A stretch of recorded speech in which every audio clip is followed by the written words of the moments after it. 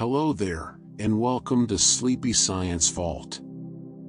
There's a forest near you right now, standing in the dark, completely still, and quietly talking. Not in any language we were taught to listen for. Not in sound, exactly. But in chemistry, in electricity, in the slow and patient language of living things that have had millions of years to figure out how to survive together. What we once thought of as a collection of separate trees, each one competing for light, for water, for space, turns out to be something far more extraordinary. A forest, in many ways, behaves less like a crowd, and more like a community. The discovery that changed everything happened beneath the surface. Not in the canopy, not in the bark or the leaves, but underground, in the dark, tangled, almost invisible world of fungi. Thin threads called mycelia weave through the soil beneath a forest floor, connecting root to root, tree to tree, sometimes stretching across vast distances. Scientists began calling this network the Wood Wide Web, and the name stuck, because once you understand what it does, the comparison feels almost modest. Through this fungal web, trees share resources. They exchange carbon. They pass along nutrients. A tree growing in deep shade, struggling to photosynthesize enough light to survive, can receive a quiet transfer of sugar from a neighbor growing in full sun. This isn't accidental. It happens consistently, in forests all over the world, in ways that researchers are still working to fully understand. But the conversation doesn't stop at resources. Trees warn each other. When a tree comes under attack, from insects, from disease, from physical damage, it doesn't simply endure the threat in silence. It responds. Some trees release chemical compounds into the air around them, a kind of airborne signal that drifts through the forest and reaches neighboring trees before the threat does. Those neighboring trees, remarkably, begin producing their own defensive compounds in response. They prepare themselves for something they haven't yet encountered, because another tree told them it was coming. Underground, the same kind of warning can travel through the fungal network. Stress signals, hormonal messages, electrical pulses that move slowly but purposefully through the soil, all of it part of a system of communication that existed long before we had the tools, or the imagination, to detect it. What makes this even more remarkable is that trees don't appear to treat all their neighbors equally. Research has suggested that some trees can recognize their own relatives, their own offspring, trees grown from their seeds, and respond to them differently. They may direct more resources toward kin.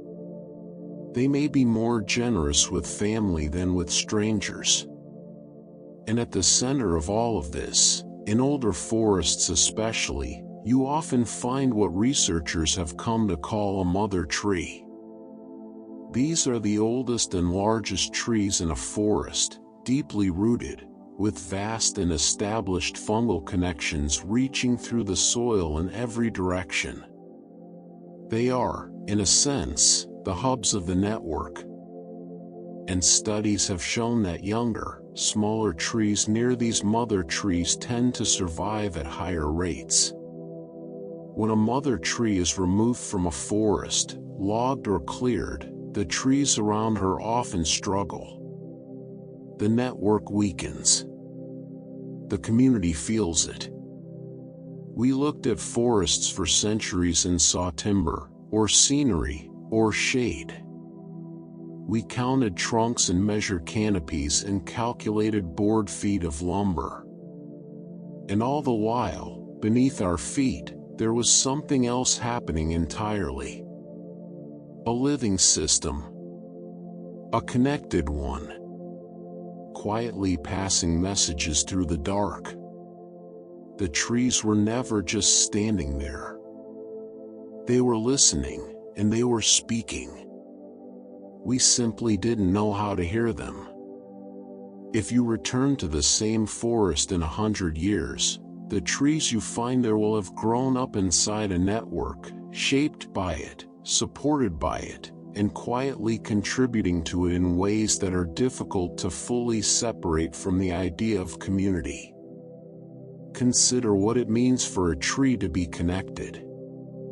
In a wild forest that has grown and developed over decades, the fungal threads beneath the ground don't simply link a few neighboring roots. They weave through the entire ecosystem, creating a web so intricate that a single teaspoon of healthy forest soil can contain miles of fungal filaments. And through that web, resources move. Not randomly, not wastefully, but in patterns that researchers have found genuinely difficult to explain without using words like sharing, and support, and care. Hub trees sit at the center of these patterns.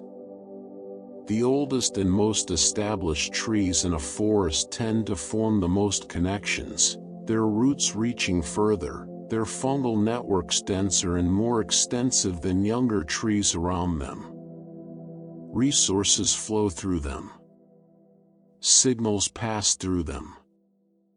In a sense, they organize the life of the forest around them simply by being present, simply by having been there long enough to become part of everything. Water moves through these connections. Carbon moves. Nutrients that one tree has in abundance can travel underground and arrive at the roots of a tree that is struggling. A tree growing in a gap where the soil is poor, or where drought has taken hold, may receive just enough support from its neighbors to survive a season it might not have otherwise endured. Even trees that are themselves under stress, damaged by wind, or disease, or drought, have been observed continuing to pass resources to the trees around them. The network, it seems, takes priority. Nowhere is this more visible than in the relationship between old trees and young ones. A sapling growing on the forest floor lives in deep shade. The canopy above it filters out most of the sunlight before it can reach down to those small and tender leaves. Photosynthesis, the process by which a tree makes its own food from light, is barely possible in those conditions. By all logic, many saplings shouldn't survive at all. And yet they do, partly because the larger trees above and around them are sending sugar down through the fungal network, feeding the young trees until they grow tall enough to reach the light themselves. Water, too, can move this way. In dry periods, established trees with deep and extensive root systems can draw water from layers of soil that a young sapling cannot yet reach. Some of that water finds its way into the network, and from there, to the roots of trees that need it. There is something quietly profound about that. A vast old tree, its roots going down many meters into the earth, essentially nursing a seedling that may not even be visible from a distance. No awareness, perhaps, in the way we understand the word. And yet the behavior is real. The outcome is real. Young trees survive because older ones support them. What's particularly striking is that not all forests behave this way equally. Wild forests, those that have grown naturally over long periods of time, without significant human intervention, tend to be far more deeply connected than planted forests. A plantation, where trees are set out in rows at the same time, from similar stock, growing in similar conditions, simply doesn't develop the same richness of fungal networks. The diversity isn't there. The time isn't there. The relationships, built slowly between different species over many decades, haven't had the chance to form. Wild forests are, in a real sense, older conversations. And older conversations run deeper. There is another kind of intelligence in trees, though, one that doesn't live in the network, but inside the tree itself. It is the intelligence of time. A tree knows what season it is. Not in the way that implies thought, but in the way that implies something perhaps more impressive, a precise, reliable, biological system of measurement that has been refined over millions of years of evolution. Trees count warm days. They track the length of daylight. They hold a kind of internal calendar, sensitive to small and gradual shifts in temperature and light, that tells them when winter is ending, when spring is arriving, when it is safe to begin putting out new leaves and new growth. And this system is not easily fooled. A warm week in February, when temperatures briefly climb and the air hints at something like spring, is not enough. The trees wait. They have learned, over evolutionary time, that a brief warm spell is not a season. They require a certain accumulation of warmth, enough consecutive warm days, enough lengthening of light, before they begin to respond. This is not caution in any conscious sense. It is precision. It is the result of countless generations of trees that bloomed too early and lost everything to a late frost, passing that sensitivity forward, refining it, until the system became remarkably accurate. Daylight is the other half of the equation. Many trees will not begin their spring growth until the days are long enough, not just warm enough, but long enough. Even if temperatures rise early, if the hours of light haven't reached a certain threshold, the tree holds. It waits for the right combination of conditions, and only then does it move. What this means is that trees, in a sense, remember their seasons. They carry the memory of last winter's cold inside them, a necessary cold, as it happens, because many trees require a period of dormancy to function properly. Without a real winter, without weeks of cold that quiet the tree's metabolism and prepare it for the burst of growth that spring demands, many species struggle. They may leaf out poorly. They may fail to flower. They may be more vulnerable to disease. The cold is not something trees simply endure. In many ways, it is something they need. The timing of all this matters more than it might seem. Spring in a forest is not a free-for-all. It is a carefully orchestrated sequence, insects emerging at just the right time to pollinate flowers that are opening at just the right time, migratory birds arriving to find the caterpillars they depend on, which themselves depend on the new leaves that the trees are producing. Change the timing of one, and the ripple effects move through the entire system. Trees, in their slow and quiet way, are keeping time for all of it. They are not passive. They are not simply standing there, growing upward toward the light. They are sensing, measuring, remembering, responding. They are embedded in relationships that stretch underground for hundreds of meters and backward through time for thousands of years. A forest is not a collection of individual lives. It is a single, breathing, deeply connected thing, and the trees within it are listening to the world far more carefully than we ever imagined. Beneath the bark of any tree you have ever walked past, a system is running that makes the best human engineering look relatively simple by comparison. We tend to think of trees as solid things, permanent, unchanging between one glance and the next. But a tree is not static. It is in constant motion, chemically, mechanically, biologically, responding to its environment with a speed and precision that becomes more astonishing the closer you look. Begin with something small. An insect lands on a leaf and begins to feed. To us, this is invisible. Just a caterpillar on a branch, one of thousands of interactions happening in a forest on any given afternoon. But inside the tree, something very specific is already occurring. Trees can detect insect saliva. The compounds in it are, in a biological sense, a signature, and different insects have different signatures. A tree can distinguish between the feeding of different species, and it responds accordingly.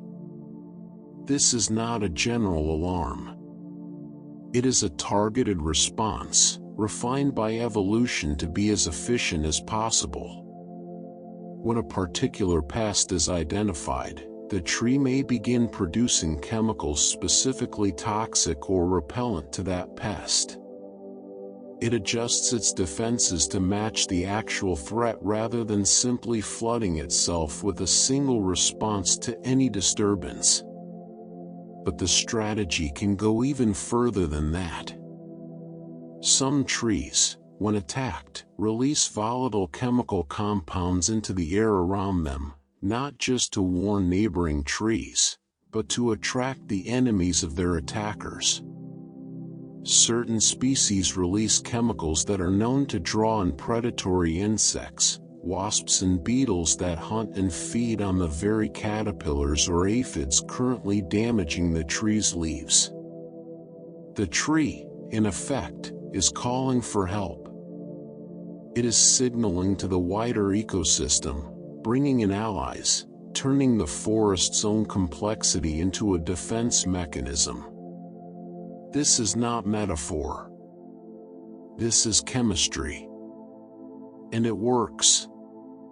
The sensitivity of trees extends beyond the biological. There is evidence that roots can detect the sound of water. In experiments where researchers played the sound of running water through pipes near plant roots, without any actual moisture present, roots grew toward the source of the sound.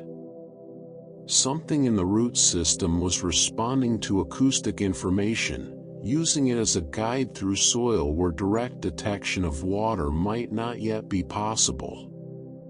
The roots were, in their own way, listening. And when trees are thirsty, genuinely stressed by lack of water, something remarkable happens inside them. Tiny bubbles form in the fine channels that carry water up through the tree's interior. These bubbles create vibrations. And those vibrations are ultrasonic, above the range of human hearing, but measurable with the right instruments. Scientists have placed sensitive detectors against the trunks and branches of drought-stressed trees and recorded these sounds emanating from within. A thirsty tree is not silent. It is producing signals that, in another context, you might almost describe as distress calls. The sounds are real, they are consistent, and they are still being studied.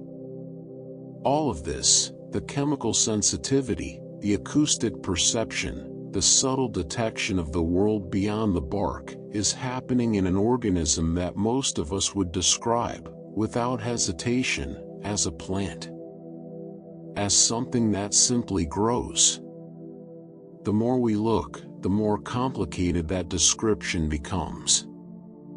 Now step back a little further and consider the tree as a physical structure. Because the way a tree is actually built is one of the more surprising things about it.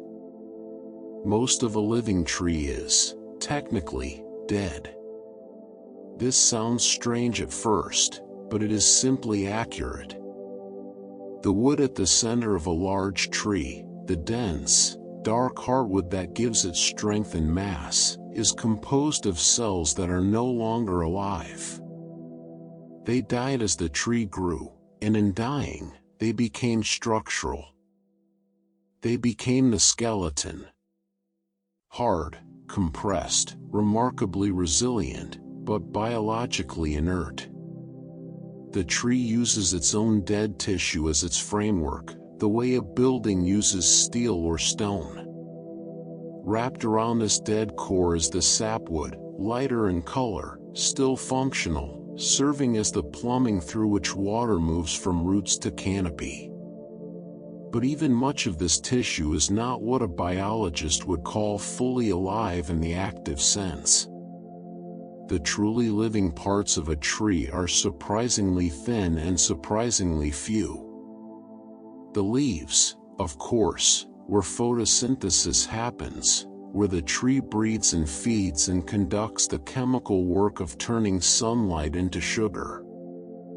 The root tips, reaching constantly outward and downward through the soil, absorbing water and minerals, building new connections. The buds, which carry the compressed and waiting potential for next year's growth, already forming before this year's leaves have fallen. And the cambium. The cambium is a layer so thin that in most trees it is barely visible to the naked eye, just a few cells thick, nestled between the bark and the wood beneath. Yet this almost invisible layer is where the tree grows. It is the generative tissue, the factory layer, constantly dividing and producing new cells. The cells it produces on one side become new wood, adding to the tree's girth, building another ring in the record that foresters and scientists will one day read to understand decades of weather and growth. The cells it produces on the other side become new bark, the outer layer that protects everything inside. Remove the bark from a tree and damage the cambium, and you have wounded the tree at its most vital point. A complete ring of damage around the trunk, a practice historically known as girdling, will kill the tree, because it severs the cambium entirely, cutting off the flow of nutrients produced in the leaves from ever reaching the roots. Which brings us to the movement of water, one of the great physical achievements of the plant world, and still not entirely understood in all its detail. Water enters a tree through the root tips, drawn in by osmosis and by the suction created higher up. From there, it travels upward through the xylem, the network of fine tubes within the sapwood, climbing against gravity, sometimes for many meters, to reach the leaves at the top of the canopy. In a tall tree, this is a remarkable feat of physics. There is no pump. There is no heart driving the flow. The water moves upward through a combination of forces, the pull created as water evaporates from the leaves, the cohesion of water molecules clinging to each other in the narrow tubes, the pressure differences that form between roots and canopy as the day moves through its cycles of warmth and light. It works continuously, silently, without rest. A large tree on a hot summer day may move hundreds of liters of water from roots to leaves before sunset. Not because anything is pushing it, but because the system is built, at every level, to make it inevitable. The tree does not strain to do this. It simply is the kind of thing that does it. And so it stands, mostly dead at its core, alive only in its outermost layers, running water upward through physics alone, detecting insects by their saliva, calling in predators with precisely targeted chemicals, listening with its roots to the sound of water moving underground. We walk past trees every day. We sit beneath them and barely notice them. But they are, by any honest measure, among the most quietly astonishing things on this planet. Still on the outside. Endlessly, invisibly busy within. Water is only half of what moves through a tree. While the xylem carries water upward from the roots, drawn toward the light, toward the leaves, toward the work of photosynthesis, there is a second transport system running alongside it, carrying something different. Carrying what the tree has made. The phloem is a layer of tissue just inside the bark, and through it flows a slow, steady river of sugar.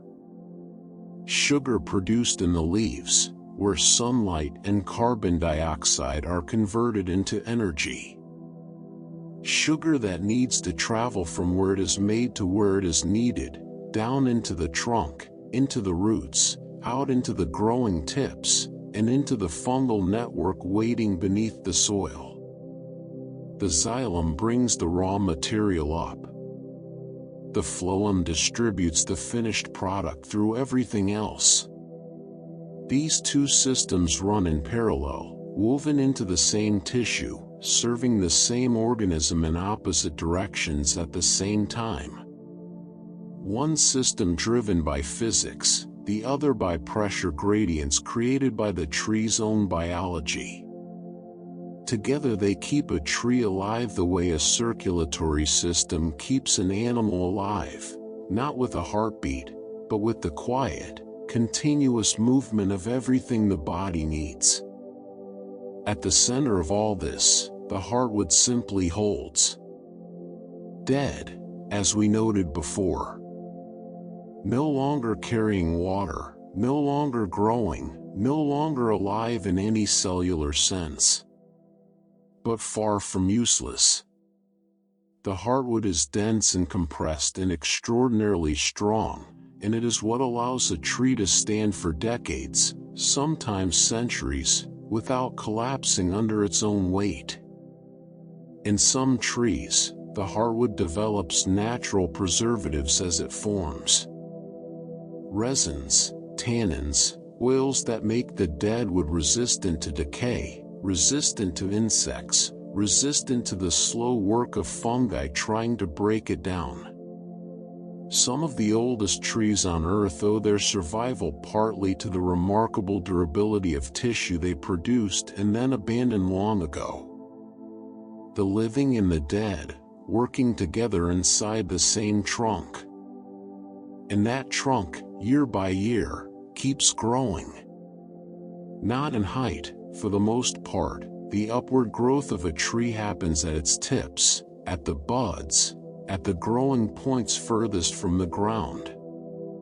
But in width, the trunk grows continuously, one season at a time, in a way that leaves behind a permanent and remarkably detailed record. Each year, the cambium produces new wood on its inner face. In spring, when growth is fast and water is abundant, the new cells are large and relatively thin-walled. They appear pale when a trunk is cut, a wide and lighter band. In summer, growth slows. Cells become smaller and denser, darker in appearance. Together, the pale spring wood and the darker summer wood form a single ring. 1 year.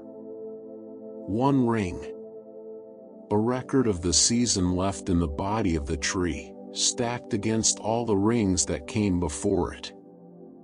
Cut through a trunk, and you can count backward through time. A tree with 80 rings is 80 years old. But the rings tell you more than age, they tell you what those years were like. A wide ring means a good year. Plenty of rain, plenty of warmth, long growing seasons. A narrow ring means the opposite: drought, cold, a shortened summer, something that constrains the tree's ability to grow. A series of narrow rings can indicate years of persistent stress. A sudden narrow ring after many wide ones might mark the arrival of a pest, or a disease, or a season that came too late. Scientists who study tree rings, a field called dendrochronology, can read these records with extraordinary precision. By matching ring patterns from living trees to those found in ancient timber, and ancient timber to timber older still, researchers have built chronologies that extend back thousands of years. We can, in some cases, reconstruct detailed year-by-year climate histories stretching back further than any written record, simply by reading what the trees wrote for themselves.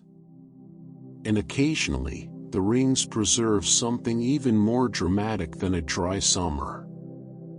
Volcanic eruptions large enough to affect global climate leave their signatures in tree rings around the world.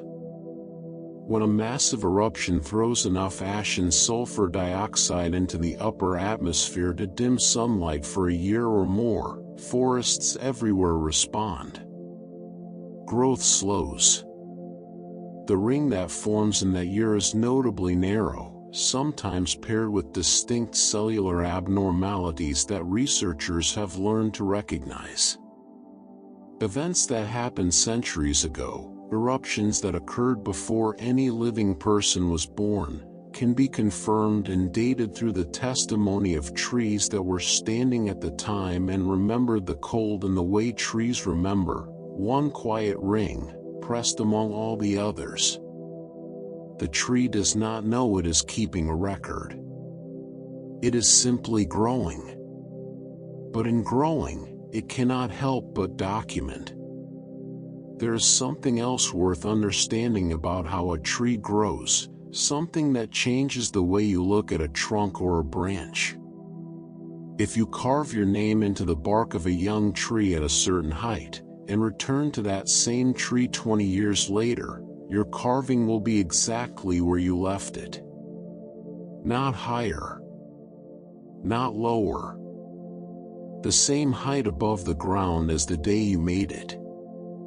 This surprises most people, because we tend to think of trees growing upward from the base the way a building grows when you add floors, everything below moving up with it. But trees don't work that way. A tree grows from its tips. New wood is added at the ends of branches, at the buds, at the growing points. The trunk grows outward in girth but does not rise. A notch made at chest height will still be at chest height when that tree is old. It moves outward, as the trunk expands, and slightly upward as bark and wood accumulate, but it does not climb. The tree grows up around it and past it, and it stays behind, fixed in place. This is why old initials carved into a tree stay at eye level. Why old nails and fence wires and marks made years ago can sometimes be found embedded deep in the wood of old trees, encased by decades of growth, but never lifted. The tree grows past everything. It does not carry its history upward. It incorporates it, and moves on. A tree branch, for its part, is a piece of engineering that solves a problem most engineers would recognize. It must hold its own weight plus the weight of whatever grows from it, leaves, fruit, snow, other branches, while also surviving the force of wind, the weight of ice, the shifting stresses of decades of growth. To do this, the wood inside a branch is not uniform. One side of any branch operates under tension, being pulled and stretched by the weight it bears. The other side operates under compression, being pressed and squeezed. The wood on each side is structured differently, adapted to its specific mechanical role, denser or more flexible as needed. Trees build their own composite materials, adjusted for the exact forces they experience, grown in place over years as the loads they carry gradually change. When a branch bends in the wind and springs back, when it holds its load through a winter of wet snow, this is why. The engineering is there. Built slowly, from the inside. And when a tree is damaged, when bark is torn, when a branch breaks, when a wound opens in the living tissue, the repair process is unlike anything an animal goes through. A tree does not heal, in the way that word usually means. New skin does not grow over the wound. Instead, the tree builds around it. The cambium at the edges of the damaged area continues to divide and produce new tissue, year by year growing inward, gradually enclosing the wound rather than erasing it. Given enough time, a tree may fully compartmentalize a wound, surrounding it with new wood, sealing it off from the rest of the living tissue. But the wound itself is still there, inside the wood. Locked in. Preserved in the record. A tree doesn't forget what happened to it. It simply keeps growing past it, and carries every mark it has ever received inside its own body for the rest of its life. There is a quiet kind of resilience in the way a tree responds to damage that becomes more impressive the longer you sit with it. When a wound opens in the bark, whether from a fallen branch, a lightning strike, or an animal pressing against the trunk, the tree does not attempt to reverse what happened. It does not send cells rushing in to fill the gap, the way your skin closes over a cut. Instead, it does something more methodical. It begins building walls. From the edges of the wound, the tree produces specialized tissue that acts as a barrier, chemically isolating the damaged area from the healthy wood around it. It is a process called compartmentalization, and it is the tree's primary defense against the decay that would otherwise follow any opening in its exterior. Fungi and bacteria move quickly into exposed wood. Left unchecked, they would follow the damage inward, rotting the heartwood, weakening the trunk from within. Compartmentalization slows that process, sometimes stops it, by sealing the damage off before it can spread. Over the years that follow, the cambium at the edges of the wound continues its work. New rings form. New wood grows. Slowly, year by year, the tree grows around the wound, enclosing it, folding new layers of bark and wood over the place where the damage was. What looks from the outside like a scar, a knot, or a raised ridge in the bark is actually the visible surface of something that goes much deeper, a record of what happened, sealed inside the tree, incorporated into its structure for the rest of its life. The tree does not recover. It adapts, and continues. In some species, this capacity for resilience takes on dimensions that are almost difficult to believe. The giant sequoias of California, the largest trees in the world by volume, have developed bark so extraordinarily thick that it becomes a kind of armor in its own right. Mature sequoias can have bark 2 feet deep, and in some individuals it runs even thicker than that. Bark that in most trees is a thin protective layer becomes, in the sequoia, a massive insulating shield. Soft, fibrous, almost spongy to the touch. It contains almost no resin, which makes it highly resistant to fire. It is too thick for most boring insects to penetrate. It bends rather than cracks under pressure. For a tree that has lived through thousands of years of lightning strikes, wildfires, droughts, and the slow accumulation of physical damage that time inevitably brings, this bark is what makes survival possible. Sequoias don't avoid catastrophe. They are built to endure it, again and again, and keep growing. And the wood beneath that bark is something remarkable in its own right. A small section of sequoia heartwood, or of many other hardwood species, can bear a compressive load that would challenge engineered materials several times its weight. The cellular structure of wood, with its long aligned fibers and its layered arrangement of cellulose and lignin, creates a material that manages to be both lightweight and extraordinarily strong. Engineers have been studying wood's structural properties for decades, and continue to find things worth copying in it. But the story of what a tree is, how it works, how it survives, cannot be told entirely above ground. To understand a tree fully, you have to go beneath it. Most people, if asked to picture a tree's roots, imagine something that mirrors what they see above ground, a trunk descending into the earth, branching into progressively finer roots, reaching downward the way the crown reaches upward. A kind of underground reflection of the canopy. The reality is quite different. Most of a tree's roots stay close to the surface. In the majority of tree species, the bulk of the root system, including the finest, most absorptive roots, lives in the top half-meter of soil. Sometimes closer to the surface than that.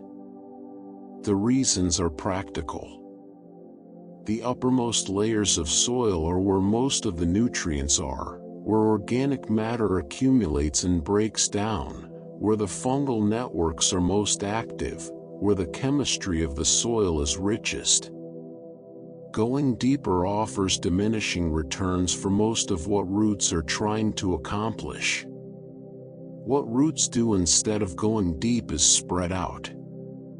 The root system of a mature tree typically extends well beyond the edge of the canopy overhead, sometimes 2 to 4 times the width of the crown. A tree whose branches spread 10 meters across may have roots reaching 20 or 30 or 40 meters outward from the trunk, low and wide through the soil, exploring an area far greater than what the tree appears to occupy from above. This is why arborists and landscapers often note that trees are shaped less like lollipops, a narrow trunk holding up a round canopy, and more like wine glasses. The visible part, the canopy, is the bowl. But the root system spreading out beneath the ground is the base, wide and flat and extending far beyond the silhouette we actually see.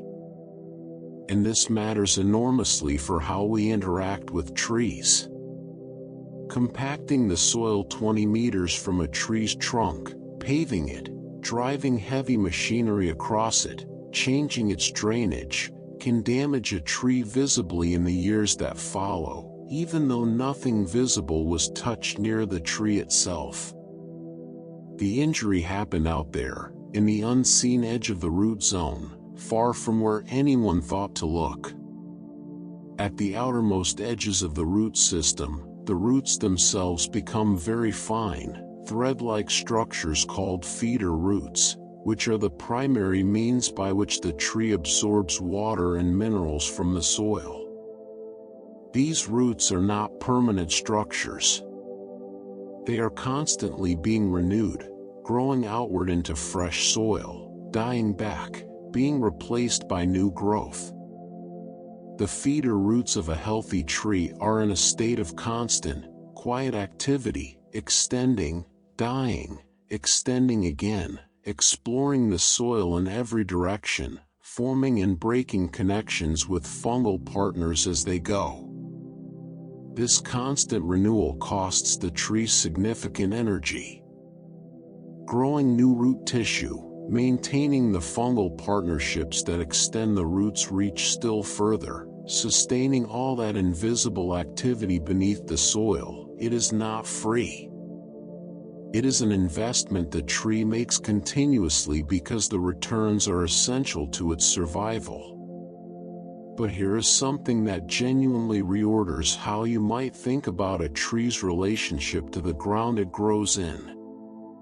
Most of what a tree is made of did not come from the soil. This is one of the more quietly astonishing facts in all of plant biology, and it remains counterintuitive no matter how many times you hear it. A tree draws minerals and water from the ground, yes. But the carbon, the hydrogen, the oxygen that make up the vast majority of a tree's mass, the wood, the leaves, the bark, everything you can see, comes primarily from the air. Carbon dioxide, pulled in through tiny pores in the leaves, is broken apart in the process of photosynthesis. The carbon is retained, assembled into sugars, and from those sugars, into cellulose, into lignin, into all the complex organic molecules that build a tree's body. Water, drawn from the soil, provides the hydrogen and additional oxygen. But the primary source of a tree's mass is the atmosphere. The gas that surrounds it. The air that seems like nothing. A forest is, in this sense, made of solidified air. The massive trunk of an old oak, centuries of growth stacked in rings, is composed largely of carbon that was once floating invisibly in the atmosphere above a meadow.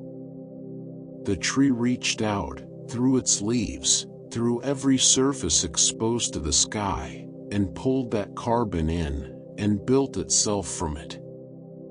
The soil provides the minerals that regulate and enable all those processes, the nitrogen, the phosphorus, the trace elements that act as catalysts and structural components in the tree's chemistry.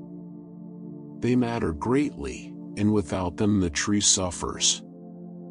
But they are not the building material. They are closer to the vitamins.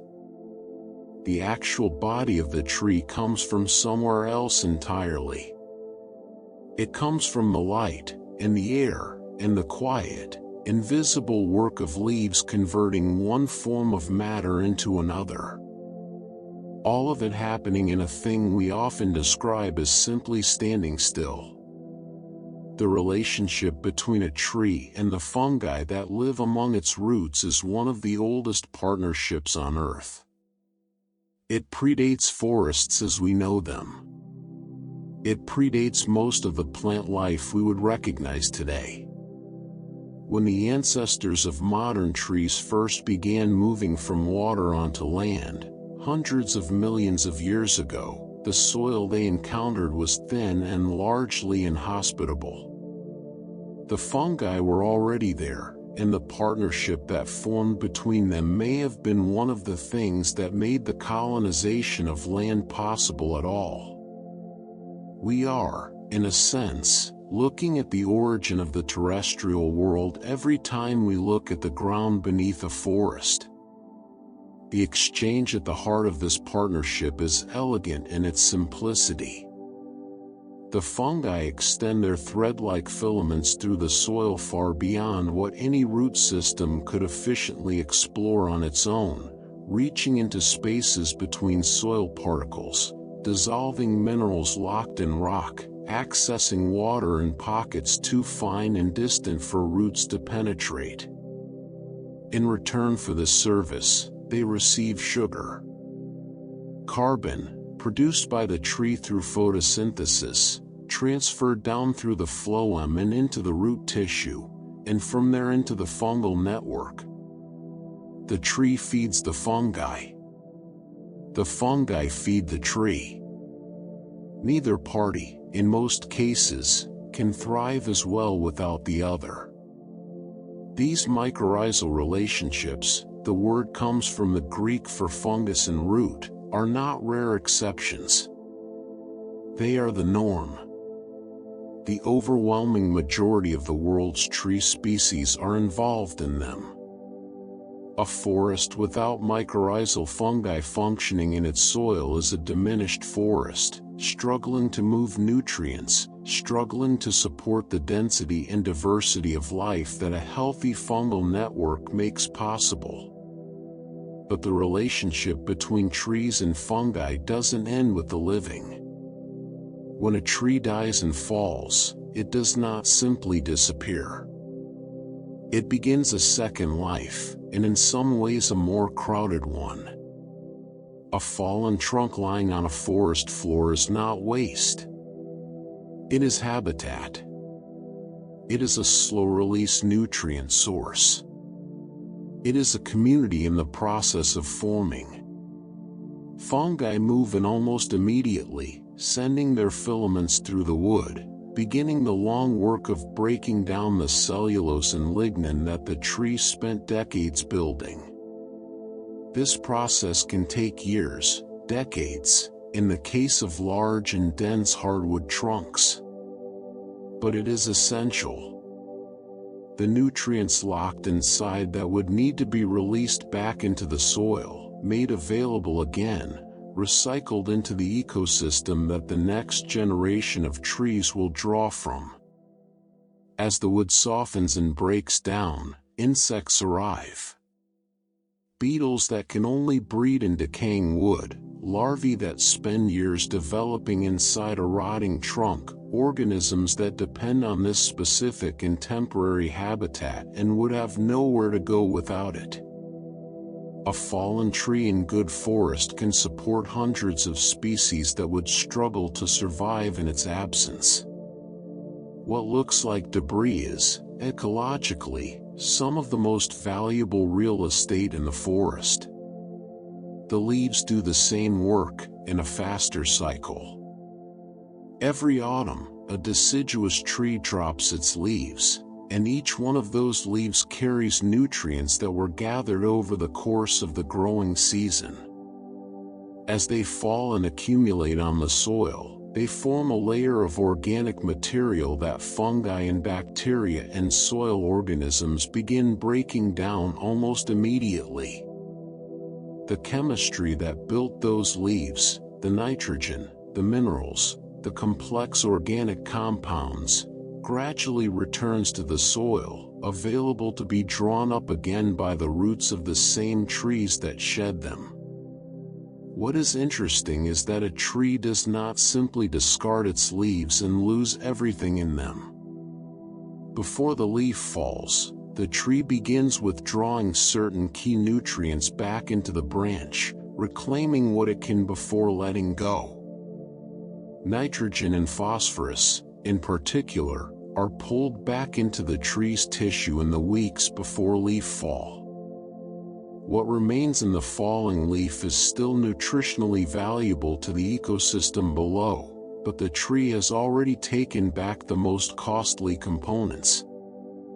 It is a quiet act of conservation, happening invisibly in every tree in a deciduous forest every autumn. The timing of leaf fall is not random, and neither is the sequence. Different species drop their leaves on different schedules, responding to different combinations of temperature and light, so that the forest floor receives its covering gradually rather than all at once, a slow layering of material from different species, each bringing slightly different chemistry to the accumulating layer below. And some trees do more than simply compete passively for resources. There are species that actively reshape the ground around them. The black walnut is perhaps the most well-known example.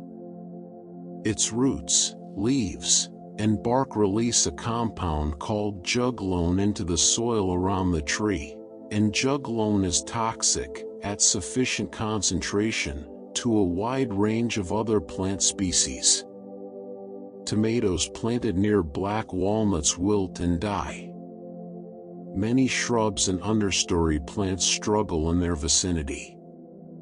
The tree is, in a chemical sense, claiming territory, discouraging competition, expanding its zone of influence not by growing faster or taller than its neighbors, but by making the ground less hospitable to them.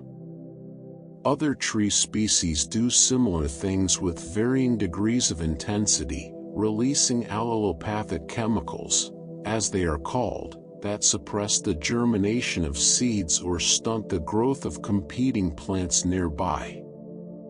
It is a strategy that looks, from a certain angle, almost deliberate.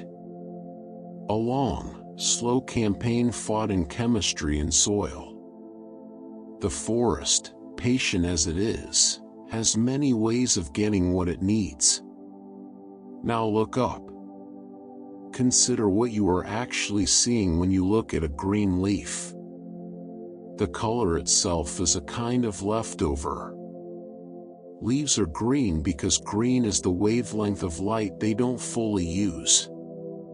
Chlorophyll, the molecule at the center of photosynthesis, absorbs light most efficiently at the red and blue ends of the visible spectrum. Those are the wavelengths the tree needs to drive the chemistry of photosynthesis. Green light, sitting in the middle of the spectrum, is reflected back rather than absorbed. It bounces away. And because it bounces toward our eyes, we see it. The green of a forest is, in a technical sense, the color of light that trees have decided they don't need right now. What the tree is actually using, the red and the blue, the frequencies doing the real work, is invisible to us in the sense that it disappears into the leaf rather than returning to our eyes. We see only what's left over. The remainder. The forest wears its working color on the inside, and shows us only what it couldn't use. This reframes autumn in a way that I find genuinely beautiful. When the leaves of a deciduous tree turn yellow and orange and red in autumn, it is easy to imagine that the tree is producing those colors, conjuring them as a final display before winter. But that is not quite what is happening. Those colors were already there, present in the leaf throughout the entire summer, hidden beneath the overwhelming green of chlorophyll. As the days shorten and the light diminishes, the tree begins preparing for dormancy. The connection between leaf and branch gradually closes, a layer of specialized cells forming at the base of each leaf stem, slowly sealing off the flow of nutrients and water. Chlorophyll requires constant energy to maintain. Without a continuous supply, it begins to break down. And as it fades, what was hidden beneath it comes forward. The yellows and oranges were there all along, carotenoid pigments that play supporting roles in photosynthesis, present in the leaf tissue since the leaf first formed in spring. As the green fades, these colors simply become visible. They were never absent. They were waiting. The reds are slightly different. In many species, they are produced fresh during autumn, as the tree breaks down the sugars trapped in the leaf after the vascular connection begins to close. Bright red autumns tend to follow warm sunny days and cool nights, conditions that concentrate those sugars and intensify the color. The red is new. The yellow is old. And both are made possible by the slow, deliberate withdrawal of the green that dominated all summer. An autumn forest is not a tree dying. It is a tree choosing, carefully and in sequence, what to keep and what to let go, showing us, in the process, colors it carried hidden inside every leaf through every green and growing day. The colors were never added. They were revealed. This is worth sitting with for a moment, because it quietly changes something about the way autumn looks. Every yellow and orange you have ever seen in a turning leaf, the gold of a ginkgo, the warm amber of an elm, the soft butter yellow of a birch, was present in that leaf in July, and in June, and in the first days of spring when the leaf was still uncurling from the bud. Carried through the whole growing season beneath the green, waiting without urgency for the light to change and the chlorophyll to step aside. What autumn does is not transform the forest. It unmasks it. The mechanism of leaf fall itself is equally precise. As the days continue to shorten, the tree does not simply release its leaves and let gravity take them. A specific layer of cells forms at the base of each leaf stem, the abscission layer, as it is called, a clean and deliberate boundary between the leaf and the branch. These cells weaken in a controlled way, gradually reducing the structural connection between leaf and tree until the leaf is held by almost nothing. A breeze is enough, at that point. The leaf lets go. There is nothing accidental about any of it. The timing is regulated. The process is orderly. Even the falling of a leaf is something the tree has been preparing for since summer ended. Once on the ground, the leaf continues its work, breaking down, returning its chemistry to the soil, feeding the roots that will eventually support the next generation of leaves. The cycle is not just seasonal. It is continuous, running through years and decades and centuries, the same carbon cycling through air and leaf and soil and root and trunk and back again, passing through the bodies of trees that may outlast everything around them. But a tree does not stay in one place forever, at least not in the way a single individual occupies a single spot. Forests move. They spread. They reach across landscapes in ways that take patience to observe but are no less real for being slow. Seeds are the most familiar method. The extraordinary variety of seed dispersal strategies in the tree world reflects the problem every tree faces. It cannot walk, and yet its offspring need to find new ground. Some seeds fall close and rely on conditions beneath the parent tree being suitable, shade-tolerant species that can establish in the understory and wait for decades for a gap to open above them. Some seeds travel in the bodies of birds and mammals, ingested along with fruit and deposited far from where they started. Some are engineered for wind, the winged sammers of maples that spin as they fall, slowing their descent and giving the wind time to carry them sideways before they hit the ground. Some are hoarded by squirrels and jays that cache them for winter and then forget where some of their stores are hidden, accidentally planting next year's forest in the process. And then there are the cottonwoods. A cottonwood tree in seed is one of the more visually remarkable things a forest can produce. The seeds are attached to fine white fibers, so light that a single seed with its tufted filaments weighs almost nothing at all. They are released in enormous quantities, filling the air around the tree with what looks, at peak season, like a gentle summer snowfall, drifting, floating, catching on the slightest movement of air. These seeds can remain airborne for days. They travel not just across a clearing or a meadow but across rivers and roads and open country, reaching places far from any parent tree. They need only find wet soil and warmth to germinate, and they do so quickly. Cottonwoods are among the fastest colonizing trees in their range, arriving at disturbed ground and riverbanks before most other species have had time to establish. But some trees have found a way to spread that has nothing to do with seeds at all. Aspens, across much of North America, reproduce predominantly by sending up new shoots from their existing root systems. A grove of aspens that looks, from a distance, like a stand of individual trees sharing a hillside may in fact be a single organism, every trunk connected underground, every trunk genetically identical, all of them drawing from the same root network, living and breathing as parts of one thing.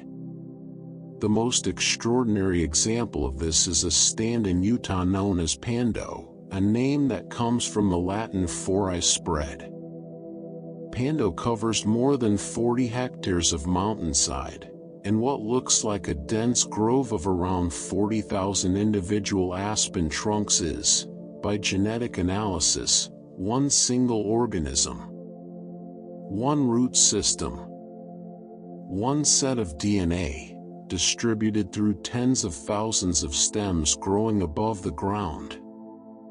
By some estimates, the root system of Pando may be around 80,000 years old.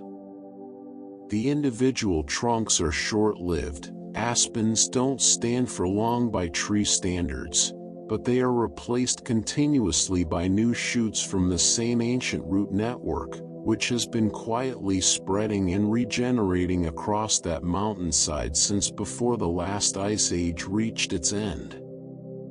It may be the largest living organism on Earth, measured by mass. And it looks, to a casual eye, like a grove of trees. The sense of scale that trees invite, the way they pull you outward through space and backward through time, becomes almost vertiginous once you begin following it seriously. Consider time first.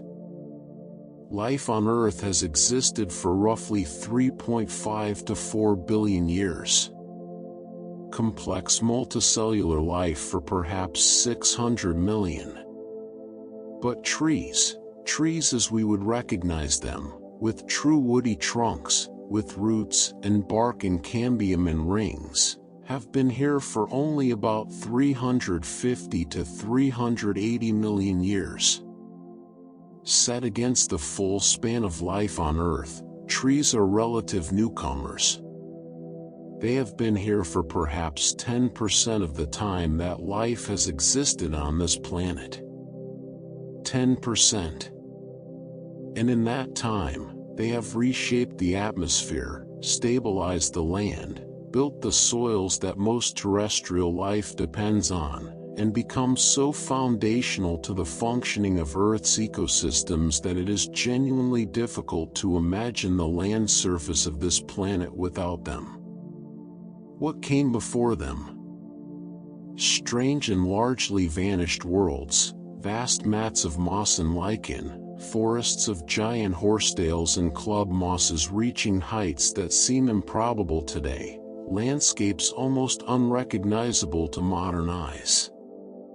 The transition to true forests of woody trees was one of the major transitions in the history of the planet, and it changed everything that came after. Within that span of tree history, some individual trees alive today have been standing for an almost impossible length of time. The bristlecone pines of the American Southwest are the oldest known individual trees on Earth. These are small, gnarled, wind-sculpted trees growing at high altitude in thin and rocky soil, in conditions that seem almost designed to discourage life. They grow slowly, sometimes barely a millimeter of new wood per year. Their wood is dense and resinous, resistant to insects and decay, so durable that fallen bristlecone logs lying on the surface of these mountains can persist for thousands of years after the tree itself has died. The oldest living individual bristlecone pines are over 4,800 years old. There are trees alive today that were already ancient when the pyramids at Giza were being built. Trees that were centuries old when the first writing systems were being developed in Mesopotamia. Trees that have been standing, quietly growing, through the entire span of recorded human history and far beyond it. When you read a bristlecone pine's rings, you are not reading decades. You are reading millennia. Researchers studying these trees have found in their rings the signatures of droughts that lasted for decades, of volcanic eruptions whose dates had previously been uncertain, of climate shifts that reshaped civilizations. The rings preserve a record of the world's atmosphere and climate going back further than any ice core, any written account, any other biological archive we have yet found. These trees were alive and growing and keeping their records in silence while empires formed and collapsed and were forgotten. They have outlasted languages, religions, cities, and entire eras of human history. They stand now in the same mountains they have always occupied, barely changed in appearance from the trees that were young when the Bronze Age was just beginning, still adding their fraction of a millimeter of newwood each year, still writing new lines in the record they have been keeping since before anyone was there to read it. There is a particular kind of stillness that comes from sitting with that thought. Not the stillness of emptiness, but the stillness of something that has simply been here long enough that it no longer needs to move to feel permanent. Something accumulates in a tree over time that cannot be replicated quickly. It is not just size, though size comes with age. It is not just the number of rings pressed together inside the trunk, though those tell their own story. It is something more subtle and more consequential, the genetic record of survival. An ancient tree has lived through everything its environment could produce. Droughts that killed its neighbors. Storms that took branches. Disease, cold, flood, fire. And through all of it, the tree's biology adapted in small and continuous ways, not evolving in the formal sense within a single lifetime, but expressing, through its chemistry and its structure, the accumulated refinements of a lineage that has been selecting for resilience in that specific place for a very long time. The genome of an old tree carries information about what it takes to survive in that particular valley, on that particular slope, through the particular sequence of conditions that location produces. When old trees are lost, that information goes with them. A seedling planted in the same spot carries a version of the species, but not the same deep familiarity with that specific place. The library of local adaptation, built over centuries, cannot be reconstructed quickly. In some cases, it cannot be reconstructed at all. This is part of what makes ancient forests irreplaceable in a way that goes beyond sentiment. Some forests have existed as continuous ecosystems for centuries, in a few cases, for thousands of years, and within them, the conditions have remained stable enough for extraordinary complexity to develop. Not just in the trees themselves, but in the entire layered community of organisms that depends on them. The fungi, the lichens, the mosses, the insects, the birds, the mammals, the soil organisms, all of them adapted over generations to the specific conditions that an old and undisturbed forest creates. The deep shade of an ancient canopy. The particular chemistry of centuries of accumulated leaf litter. The microhabitats created by very old, very large, very slowly decaying wood. These things take a long time to produce, and many of the species they support cannot survive without them. A forest contains trees of many ages at once, and this is not incidental. It is structural. The oldest trees create conditions that make it possible for younger trees to establish and grow. The middle-aged trees form the bulk of the canopy and do much of the carbon work. The youngest trees wait in the understory, sometimes for decades, for the gaps and openings that will eventually give them their moment. All of them are present simultaneously, at different stages of the same long story. And disturbance is part of that story too. Forests are not static even in their most undisturbed state. They renew themselves through disruption, through the gaps created when old trees fall, through the fires that clear accumulated growth and release nutrients locked in decades of organic matter, through the floods and windstorms that reshape the canopy and give new species their entry point. A forest that never experiences disturbance of any kind can, over time, become dominated by a small number of shade-tolerant species that crowd out the diversity that open conditions would allow. Fire, in particular, is not simply a destroyer of forests. In many ecosystems, it is a necessary part of the cycle. Certain trees have evolved to need fire, their seeds requiring intense heat to germinate, their bark thickened to survive low-intensity burns, their entire life strategy built around a landscape that burns periodically and renews. The giant sequoias, those same trees with their 2-foot bark, depend on fire to open their cones and clear the ground for new seedlings. Without fire, the forest changes around them, and the next generation of sequoias struggles to find the bare mineral soil it needs. Disturbance creates possibility. It is how forests remain dynamic rather than locked, how they continue adapting, shifting, making room for what comes next. And what comes next has sometimes been more resilient than anyone expected. On the morning of August 6, 1945, an atomic bomb detonated over the city of Hiroshima. The explosion and the firestorm that followed it destroyed everything within a vast radius. Buildings, bridges, lives. The scale of destruction was absolute in the areas closest to the blast. Almost nothing in the immediate vicinity survived, except 6 ginkgo trees. They were old trees, standing near temples and other structures within the blast zone. The buildings around them were obliterated.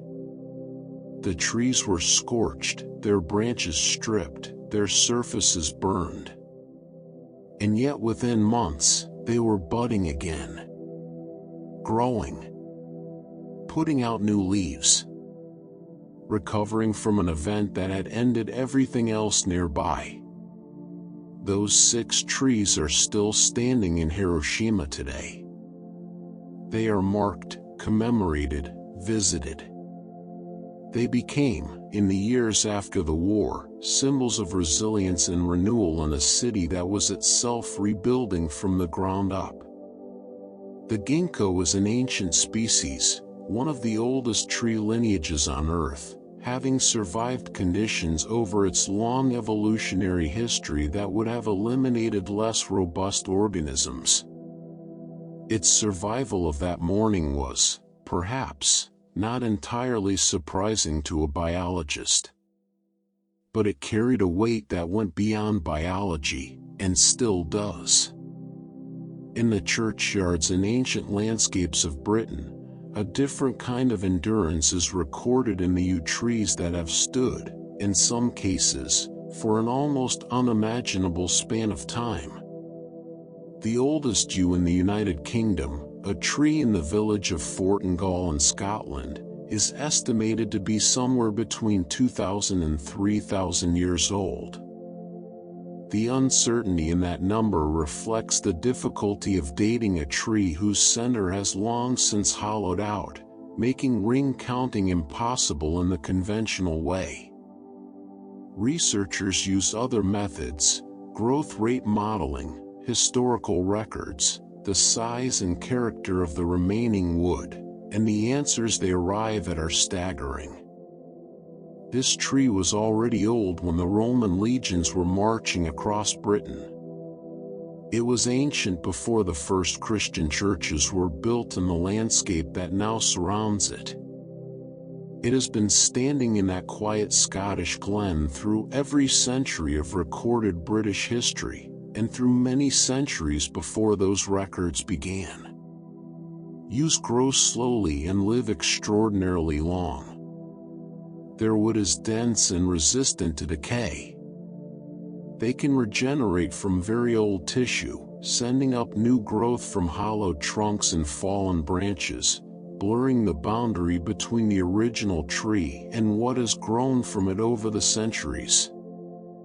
In some ancient yews, it becomes genuinely difficult to say where the old tree ends and the new growth begins. The two are intertwined, inseparable, a single living system spread across time. Pando, the aspen grove in Utah, takes the question of age even further. That single connected organism, with its perhaps 80,000-year-old root system spreading beneath 40 hectares of mountainside, may be the oldest living organism on Earth. It is also, measured by mass, a serious contender for the largest. Tens of thousands of trunks, all one thing. Standing through ice ages and warm periods, through the arrival and departure of megafauna, through thousands of human generations, the entire span of human civilization from its earliest traces to today represents only a fraction of the time Pando has been spreading quietly across that hillside. These are not just biological curiosities. They are anchors. They remind us of a timescale that exists alongside our own and extends so far in both directions that our own history, which feels so long and so consequential, is contained within it like a single ring in a very old trunk. Now pull back further still. Further than any single tree. Further than any ancient forest or mountain grove or remembered landscape. Pull back to the scale of the whole planet, and consider this. There are more than 3 trillion trees on Earth. 3 trillion. The number is large enough that it resists being felt. We can say it, but the mind has no ready image for it. It was only confirmed relatively recently. A 2015 study using a combination of ground surveys and satellite data produced an estimate that was roughly 7 to 8 times larger than previous figures, suggesting that for a long time, we had dramatically underestimated how many trees the planet held. 3 trillion trees. Standing on every continent except Antarctica. In tropical rainforests so dense and layered that sunlight barely reaches the ground. In boreal forests stretching across thousands of kilometers of northern land, covering more surface area than any other terrestrial biome on Earth. In temperate woodlands, mangrove swamps, mountain slopes, desert edges, river valleys, and island interiors. In ancient old-growth stands and in recovering forests slowly returning to ground that was once cleared. 3 trillion individual organisms, each one running its own chemistry, keeping its own record, contributing to the networks and cycles and communities that together constitute something larger than any of them individually. The planet is to a degree we rarely pause to appreciate, a world of trees. And we are living inside their story, inside the atmosphere they helped create, on the soils they helped build, breathing the oxygen they continue to produce. Standing among them, if you are quiet enough, you can almost feel the depth of that. 3 trillion trees sounds like abundance. And in one sense, it is. The number is real, and the forests it represents are genuinely vast, stretching across continents, covering mountain ranges, filling river basins with a density of life that can feel, when you are standing inside it, like something inexhaustible. But set that number against another one, and the feeling changes. Before human civilization began reshaping the land, before the first forests were cleared for agriculture, before the first timber was cut for fuel and construction, before the long and accelerating process of land conversion that has continued for thousands of years, estimates suggest the Earth held roughly twice as many trees as it does today. Not 2 trillion. Not 2.5 trillion. Somewhere closer to 6 trillion. Humanity may have already removed half of Earth's trees. Half. In the span of time that represents a single thin ring in the life of a bristlecone pine, we have reduced by approximately half a resource that took hundreds of millions of years to develop. The forests that remain are real, and they matter enormously, and they are still home to extraordinary complexity and diversity. But the scale of what is no longer there is difficult to sit with once you know it. And what was lost was not simply wood and canopy cover. It was species, and ecosystems, and relationships built over millennia that can't simply be replanted back into existence. We know of approximately 60,000 tree species on Earth. 60,000 distinct evolutionary lineages, each adapted to its particular environment, each carrying its own chemistry, its own growth strategy, its own web of relationships with the organisms around it. This is a number that took decades of biological survey work to arrive at, and it is still growing. Because there are trees we haven't found yet. Scientific estimates suggest that roughly 14% more tree species exist on Earth than have currently been formally described. Most of these unknown species are thought to be rare, present in small numbers, in limited geographic areas, in forests that have not yet been thoroughly surveyed. They are most likely to be found in tropical regions, in the Amazon basin, in the Congo, in parts of Southeast Asia where the density and diversity of forest life continues to exceed our ability to fully catalog it. Species that may have evolved in isolation over millions of years, that play specific and irreplaceable roles in their ecosystems, that carry genetic information and chemical properties we have never had the chance to study. Some of them may disappear before we ever know they existed. Hundreds of tree species are currently classified as critically endangered, at serious risk of extinction within the foreseeable future. Many of these species are found in only a single country. Some exist in only a handful of locations. A few are known from just a small number of individual trees. For these species, the margin between survival and disappearance is measured not in centuries but in decades, and in some cases in years. The loss of a tree species is not an abstraction. Every tree species is the center of its own network of dependencies.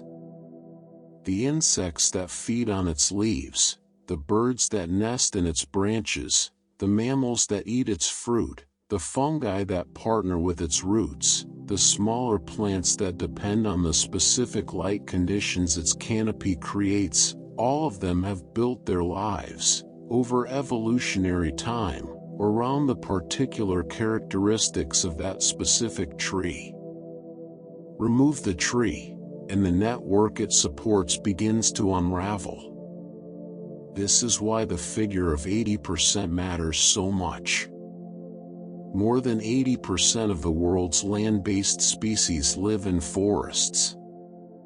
Not in open ground, not in grasslands or deserts or wetlands, but in forests, in the complex, layered, multi-storied environments that trees create and maintain. The forest is not just habitat in the simple sense of a place to live.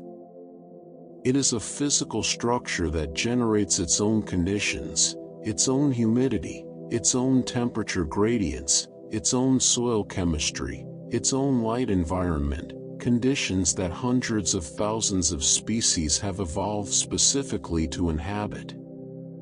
Ancient trees amplify this effect.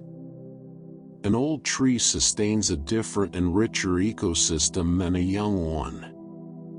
Its bark, roughened and deeply furrowed by centuries of growth, provides surfaces and microhabitats that smooth young bark cannot.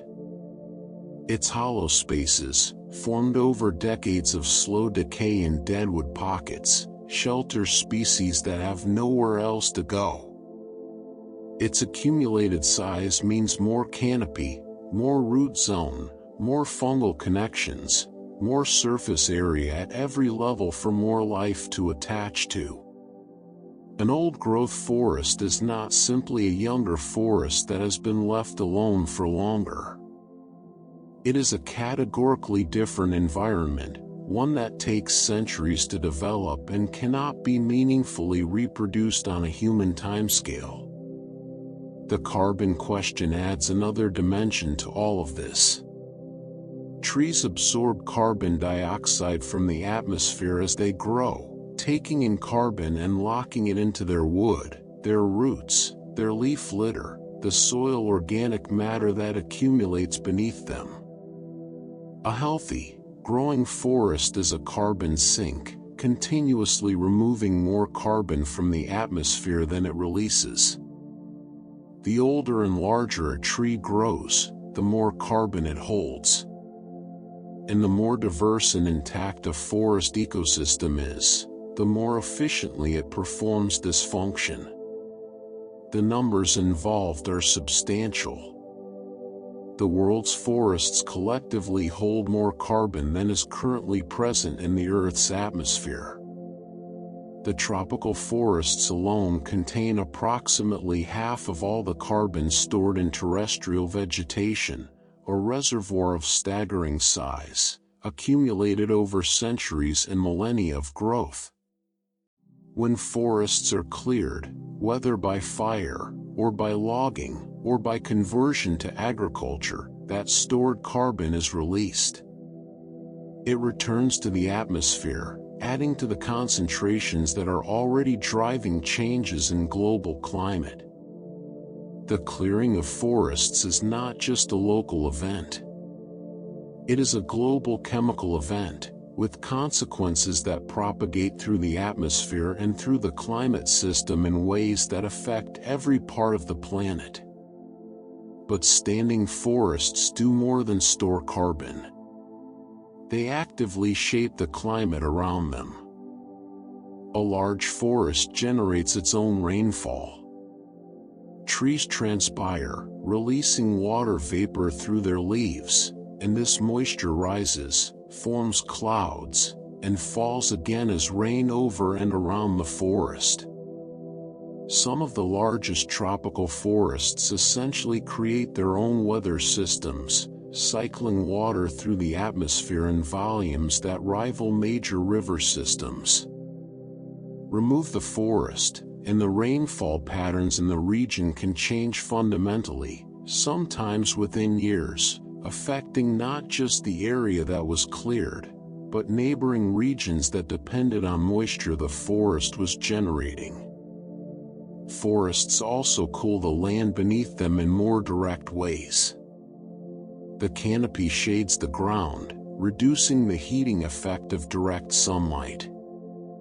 The transpiration of water from millions of leaves has a cooling effect on the surrounding air, similar in principle to how sweating cools a body. Urban areas with significant tree cover are measurably cooler than those without, a difference that becomes more consequential as average temperatures continue to rise. Trees, in other words, are not simply a feature of the planet's climate. They are a regulator of it. They are part of the mechanism by which the Earth maintains conditions suitable for the life it contains.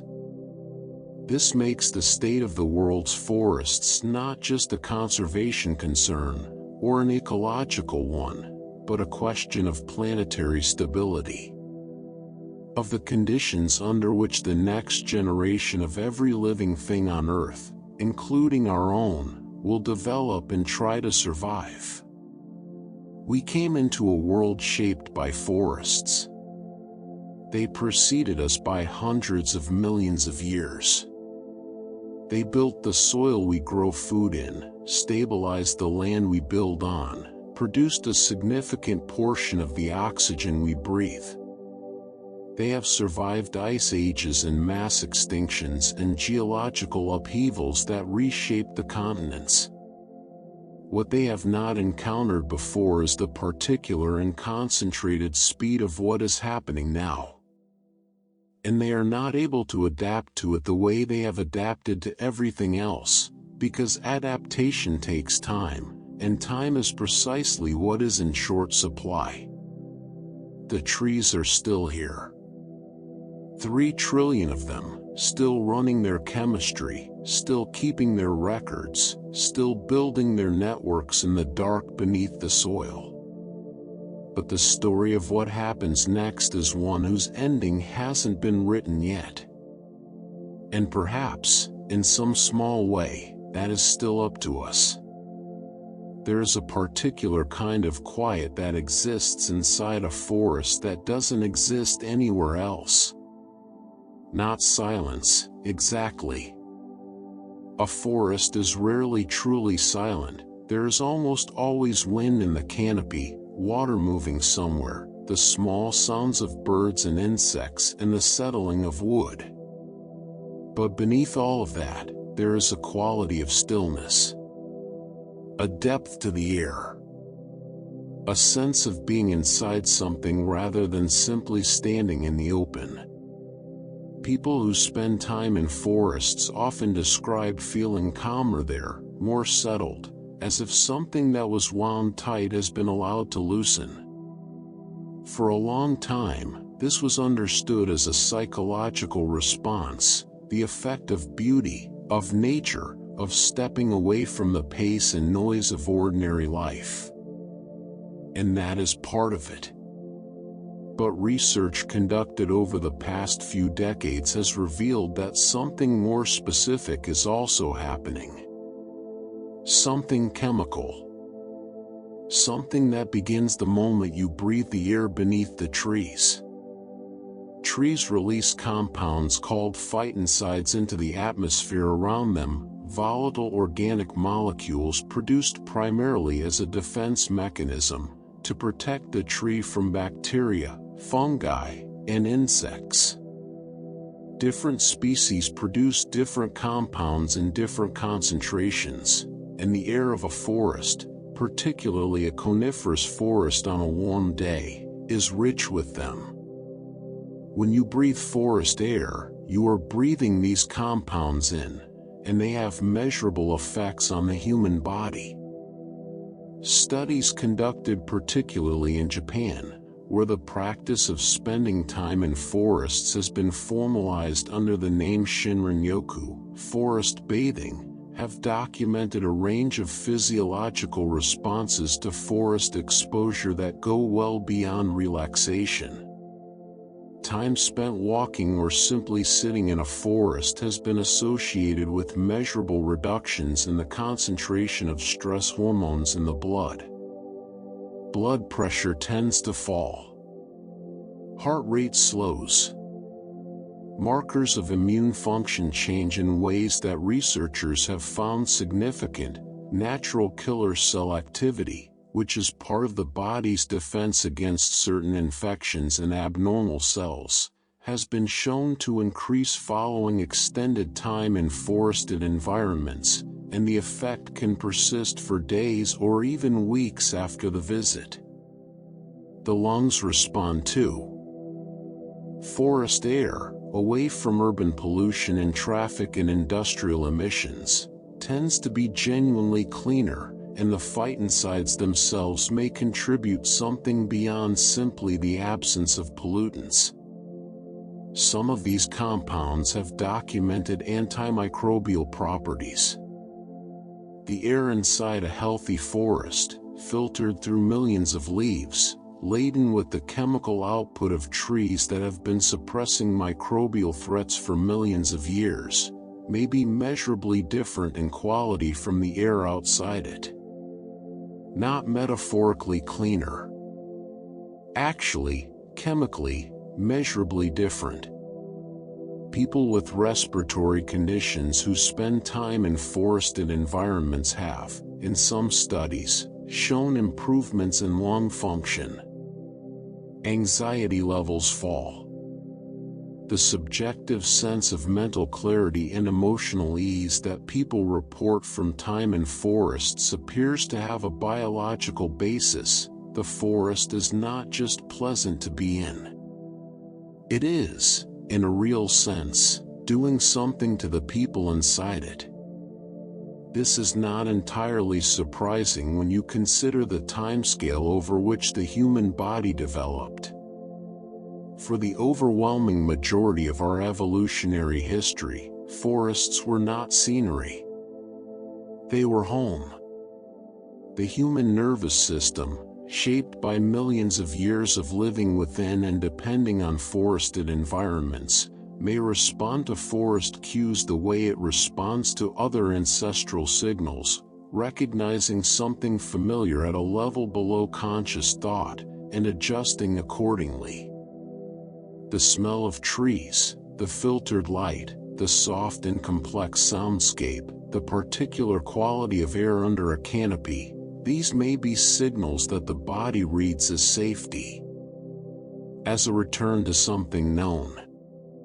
Whether or not that interpretation is precisely correct, the evidence that forests affect human physiology is now substantial enough that some medical systems have begun incorporating it formally. In parts of Japan, South Korea, and increasingly elsewhere, time in forests is recommended as a component of treatment for stress-related conditions, anxiety, and certain cardiovascular concerns.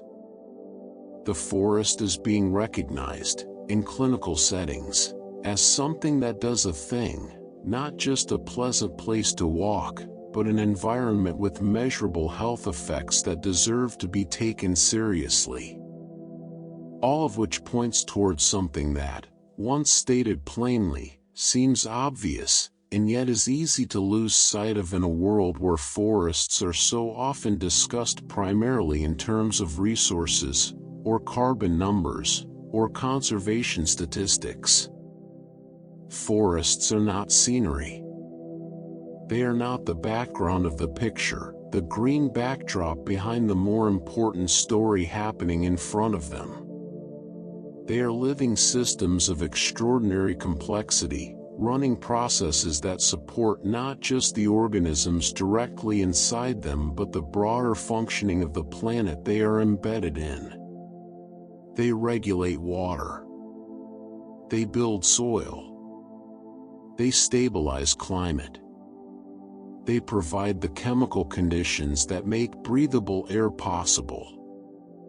They support the majority of land-based species. And, it turns out, they actively benefit the health of the people who spend time within them. A forest supports wildlife and soil and climate and people not as separate functions but as a single, integrated process, all of it running simultaneously, all of it connected, all of it dependent on the continued functioning of every other part. The bird needs the insect. The insect needs the leaf. The leaf needs the tree. The tree needs the fungus. The fungus needs the soil. The soil needs the decomposers. The decomposers need the dead wood. And the dead wood needs, first of all, a living tree large enough and old enough to eventually become it. Pull any thread, and you feel the whole fabric shift. This is what makes the conventional way of thinking about forests, as a collection of individual trees, each one a separate entity occupying a patch of ground, so insufficient for what forests actually are. The individual trees are real. They have their own biology, their own growth histories, their own particular place in the canopy. But the forest is something larger than their sum. It is a network of relationships so dense and so ancient and so intricately interdependent that the boundaries between one organism and another become difficult to locate. Where does a tree end and its fungal partners begin? Where does one root system stop and another start, in a forest where roots are intertwined dozens of meters underground? Where's the line between the living tree and the ecosystem it has spent centuries building around itself? The more carefully you look, the less clear those boundaries become. What a forest actually is, if you step back far enough to see it whole, is something closer to a civilization. A living civilization, hidden in plain sight, operating on a timescale so different from our own that we tend not to recognize it as such.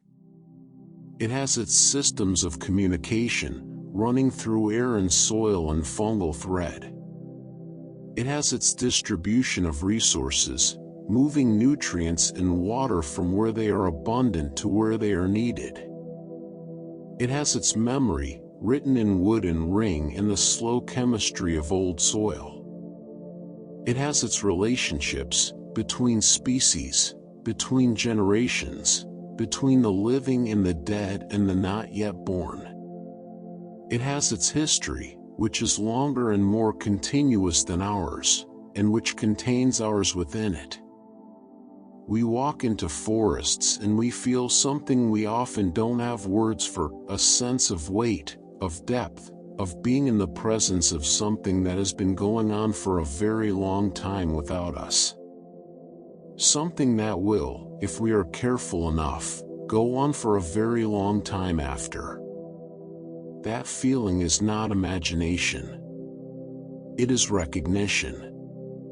The forest is what it always was, ancient and connected and quietly alive in more ways than we have yet found language to describe. We are only beginning to learn how to listen to it. We are only beginning to understand that when we step beneath the canopy and feel that particular stillness settle around us, we are not stepping away from the living world. We are stepping more deeply into it than almost anywhere else on earth. And the trees have been waiting, without impatience, for us to notice.